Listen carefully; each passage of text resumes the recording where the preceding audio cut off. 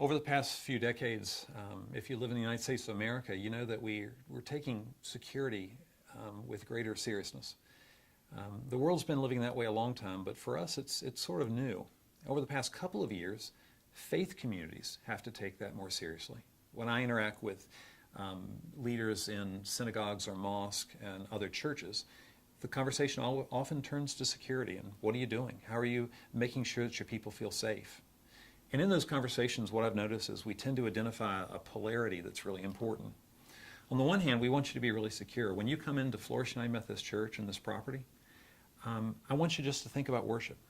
I want you to joyfully drop your children off in Sunday school or in the nursery and know that they're going to be safe and that you're going to be okay. On the other hand, we have to think about the protocols that create that safety.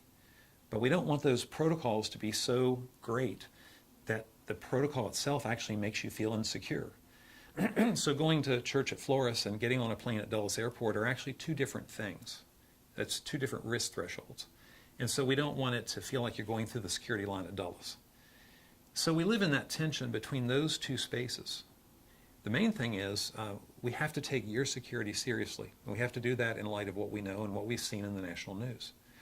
So here at Floris, we're taking really important steps around that. The trustees have been working hard about creating processes and procedures. Our church council has been looking at those as well and has been a part of that conversation. And the other piece of good news is in this Washington, D.C. area, we have people in our congregation that have excellent training. They have been trained by the U.S. military, they've been trained by national security agencies, so they can walk around our property, look at our facility, and they have a good sense of what the best practices are for us. Now the good news for you and me is that a lot of the best things are really simple things. So recently we did an usher training and we just told them, hey, if it doesn't look right, pay attention. You know, if something really doesn't look right, then we want to attend to that. We want to draw other people's attention to that and deal with it in good time. The second thing we've done is started to think about medical volunteers. Now over the years here at Floris, we've had different medical situations. We've had people deal with diabetic shock.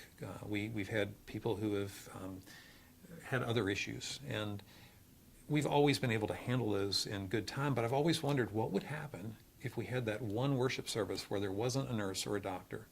So we're creating a team of medical volunteers that we're going to make sure one or two of those is at each worship service. That way if something happens, we're prepared in that way. We're also taking steps to make sure that we're more connected to 911. Are people aware of how to reach emergency responders should we need them? And finally, we've got a monitoring team that's working on, especially on Sundays during worship services. As you know, when we built this building, we built it with security cameras. We did that to protect our staff and protect our members. I have a security camera in my office, and it's there because if anyone would ever have a question about something that happened in that room, I just wanted to look at the tape and see that. That protects me. Our church members have that same experience. If you're in a hallway or a classroom and someone ever asks a question about what happened, when we look at the tape, it just diffuses the situation.